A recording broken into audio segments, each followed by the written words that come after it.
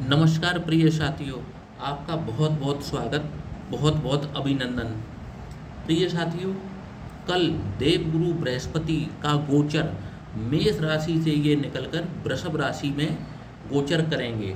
कल 1 मई 2024 को गुरु का परिवर्तन मेष राशि से वृषभ राशि में होने जा रहा है। तो प्रिय साथियों, गुरु जो कि धन, संतान, विवाह, भाग्य इत्यादि के कारक हैं, इनका इस गोचर का फलादेश सभी 12 राशियों पर क्या क्या होगा, आज हम इस वीडियो के माध्यम से जानेंगे।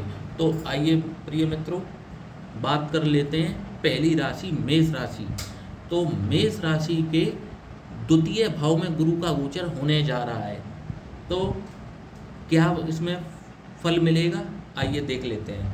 तो मेष राशि में जो गुरु व्ययेश हैं और भाग्येश हैं, जब ये धन भाव में गोचर करेंगे तो इनके क्या परिणाम देखने को मिलेंगे, आइए देख लेते हैं। क्योंकि गुरु नैसर्गिक विवाह के कारक हैं, संतान के कारक हैं, धन के भी कारक हैं, और दूसरा भाव गुरु का पक्का घर भी है। तो जब ये धन भाव में बैठेंगे तो मेष राशि वालों की धन में वृद्धि करेंगे,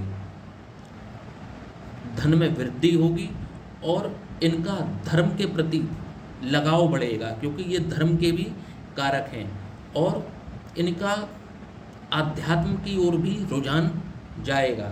तो अगर देखा जाए तो ओवरऑल गुरु का गोचर मेष राशि वालों के लिए धन संबंधित और भाग्य संबंधित बहुत अच्छा होने जा रहा है, और पूरे वर्ष मेष राशि वालों को इसका लाभ प्राप्त अवश्य होगा।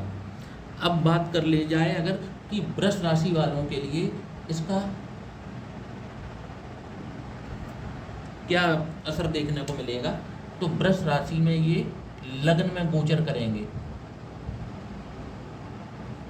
तो इनकी पंचम दृष्टि संतान भाव पे, सप्तम दृष्टि विवाह स्थान पे और नवम दृष्टि भाग्य स्थान पर, जो कि एक बहुत अच्छा होने जा रहा है वृषभ राशि वालों का, कि पंचम दृष्टि से ये संतान भाव को देखेंगे, सप्तम दृष्टि से विवाह स्थान को देखेंगे और नवम दृष्टि से ये भाग्य स्थान को देखेंगे। तो पंचम दृष्टि से संतान भाव में, संतान में वृद्धि, जिनको संतान की प्राप्ति नहीं हो पा रही थी वृष राशि वालों को, उनके संतान में संतान सुख मिलेगा उनको। जिनके विवाह नहीं हो पा रहे थे उनके विवाह स्थान पर दृष्टि देके, क्योंकि गुरु की दृष्टि में अमृत है, जहाँ देखेंगे उस स्थान को अच्छा ही करेंगे। तो वृष राशि वालों के जब विवाह स्थान को देखेंगे तो जिन जातकों का विवाह में कोई किसी प्रकार की कोई अड़चन अभी तक आ रही थी, तो वो अड़चन को दूर करेंगे और विवाह में कारगर होंगे। उसके बाद में नवम भाव पर दृष्टि डालेंगे तो धर्म कर्म में रुचि बढ़ेगी। तो वृष राशि वालों के लिए ये गोचर बहुत अच्छा रहेगा। अब बात कर लेते हैं मिथुन राशि वालों की। तो मिथुन राशि वालों के लिए गुरु का गोचर द्वादश भाव में होने जा रहा है। थोड़े से खर्चे बढ़ सकते हैं,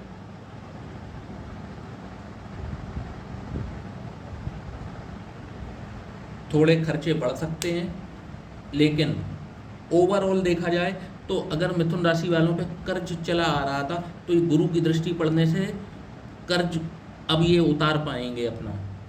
अगर इन पर कर्ज चला आ रहा था तो ये कर्ज उतार पाएंगे, शत्रु शांत होंगे, और किसी प्रतियोगी परीक्षा में अगर शामिल होना चाह रहे हैं तो उसमें सफलता अवश्य मिलेगी। विदेश जाने का भी एक योग यहाँ पर गुरु निर्माण कर रहे हैं, और पंचम दृष्टि सुख भाव पर डालकर सुख में वृद्धि करने का कार्य करेंगे मिथुन राशि वालों के लिए। तो देखा जाए तो गुरु का गोचर इनके लिए भी अच्छा ही कहा जाएगा। अब बात कर लेते हैं कर्क राशि वालों की। कर्क राशि वालों के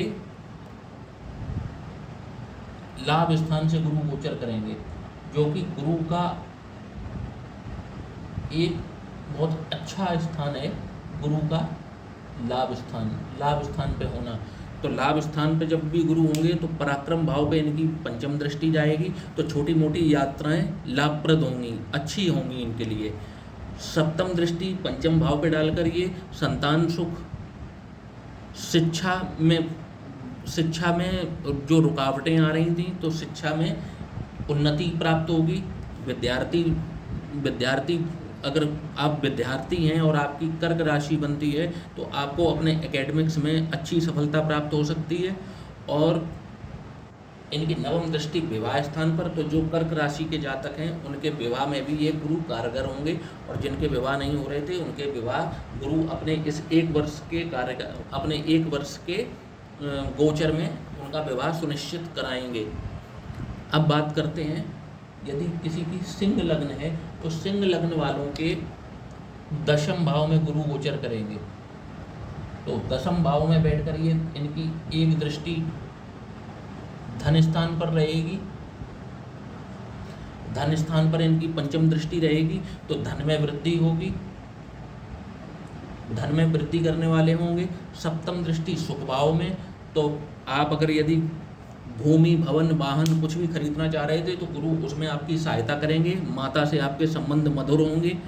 और यदि कहीं दूर रह रहे थे तो अब घर आने जाने का आपको बार बार लाभ और सुख प्राप्त होता रहेगा। अगर आप देश विदेश में नौकरी कर रहे थे तो आपको ये लाभ प्राप्त होगा। और इनकी नवम दृष्टि जो है वो 6ठे भाव यानी कि रोग रिपु ऋण पर पड़ेगी, तो शत्रु शांत होंगे। ऋण अगर कहीं से लेना चाह रहे थे तो ऋण लेने में सफलता प्राप्त होगी। और छोटी मोटी जो बीमारियां चली आ रही थी उनमें देवगुरु बृहस्पति आपको साल भर आपको अच्छी निजात देने वाले हैं। अब बात कर ली जाए अगर यदि कन्या लग्न की,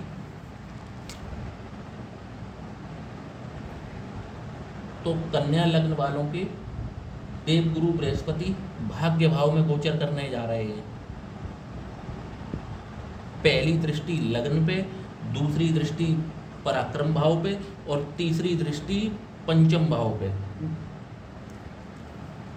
तो लग्न पे डालकर आपका धर्म कर्म के प्रति ये रुझान बढ़ाएंगे और आपको एक जो नेगेटिविटी चली आ रही थी जीवन में, तो नेगेटिविटी को दूर करने का काम करेंगे गुरु लग्न पे दृष्टि डालकर।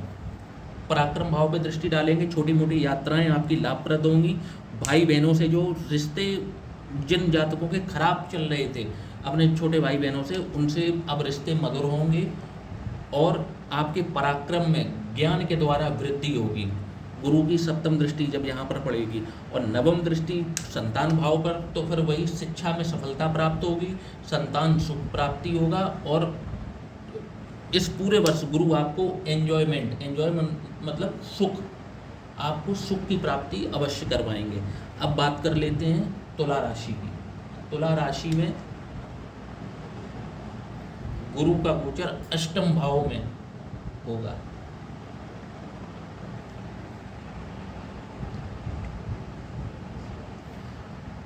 तो गुरु जब भी अष्टम भाव से गोचर करेंगे तुला राशि वालों के, तो ऐसे जातकों के एक तो विदेश जाने का अगर आप देख रहे हैं अपना सेटलमेंट, तो विदेश जाकर आपको ये इनकी पंचम दृष्टि जब इस भाव पर पड़ेगी 12वें भाव पर, तो आपको विदेश जाने के योग निर्मित करेंगे।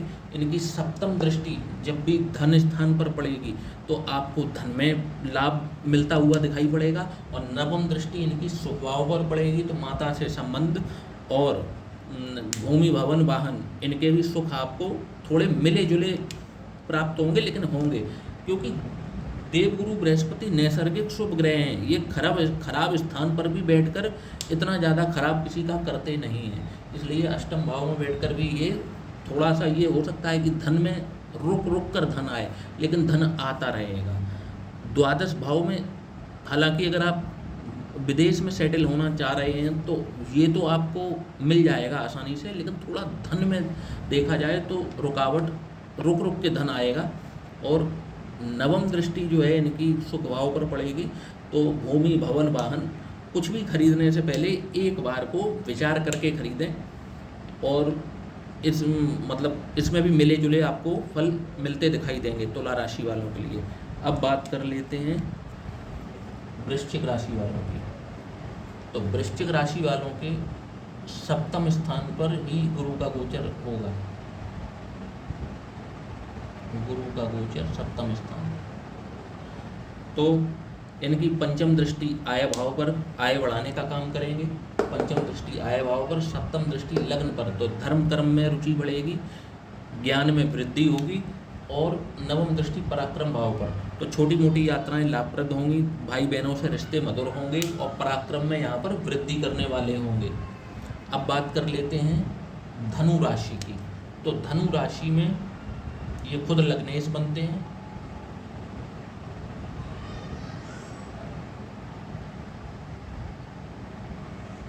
और छठवें भाव से गोचर करेंगे।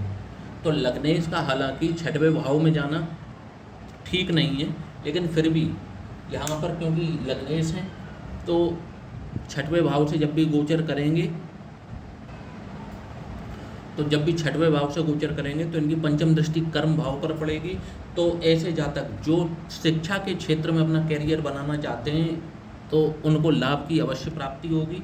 और क्योंकि ये कंपटीशन का भी हाउस है और लग्नेश स्वयं कंपटीशन हाउस में गया है, तो ऐसे जातक जिनकी धनु राशि बनती है, ऐसे जातक इस समय अगर सरकारी नौकरी का प्रयास अगर कर रहे हैं और वो इसमें तैयारी कर रहे हैं और पूरी मेहनत से देते हैं, तो उनके बहुत प्रबल चांसेस हो जाते हैं कि उनको नौकरी की प्राप्ति अवश्य होगी।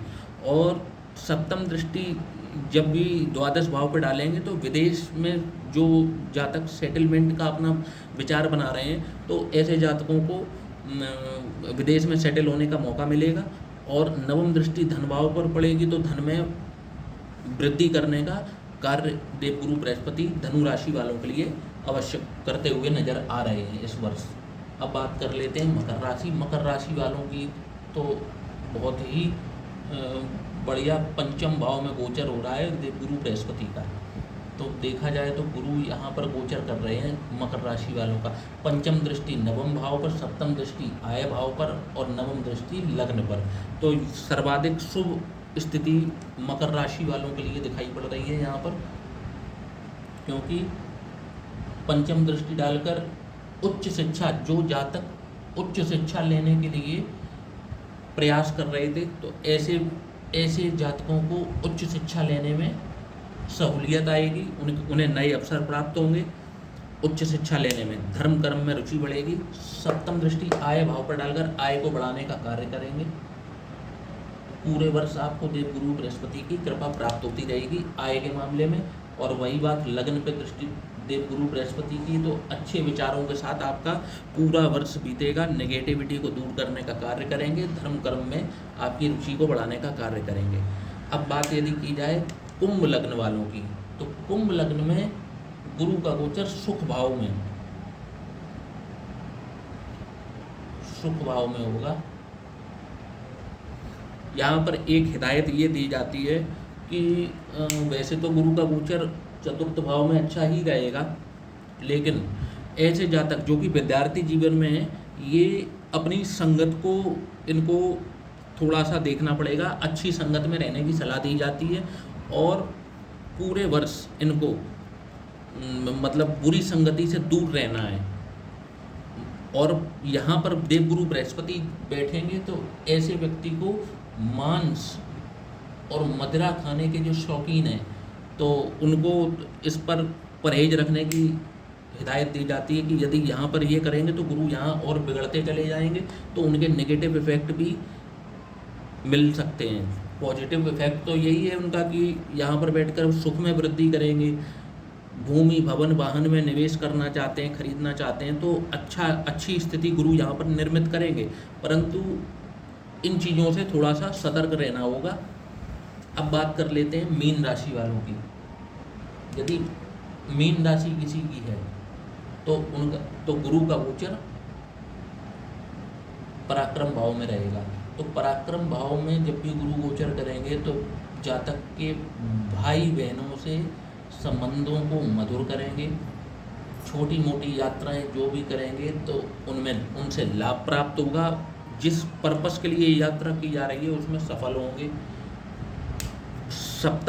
पंचम दृष्टि विवाह स्थान पर डालकर जिन जातकों के विवाह होने में अड़चन आ रही थी, तो अब वो रुकावटें खुलेंगी और विवाह होने के पूर्ण चांस बनेंगे।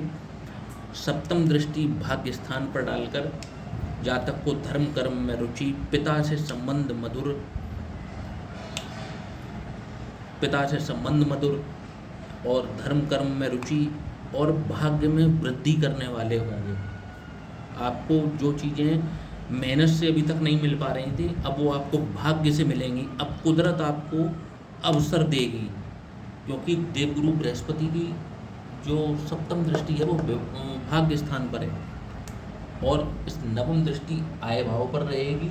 तो आय को बढ़ाने में, मतलब देवगुरु बृहस्पति धन भाव को देखें, चाहे आय भाव को देखें, चाहे पंचम भाव को देखें, जातक को धन लाभ होता ही होता है। ये बात तो आप मतलब मन में बिल्कुल पक्की करके रख लें कि देवगुरु बृहस्पति जब भी धन भाव को देखते हैं, आय भाव को देखते हैं, पंचम को देखते हैं और नवम को देखते हैं, तो जातक को कि कुछ और चीज़ों में बढ़ोतरी करेंगे तो करेंगे ही, लेकिन धन में बढ़ोतरी अवश्य करते हैं। रोजगार के नए अवसर ऐसे जातकों के जरूर खुलते हैं, और जातकों की रोज़मर्रा की जो आमदनी है उसमें इजाफा निश्चित तौर पर होते देखा गया है।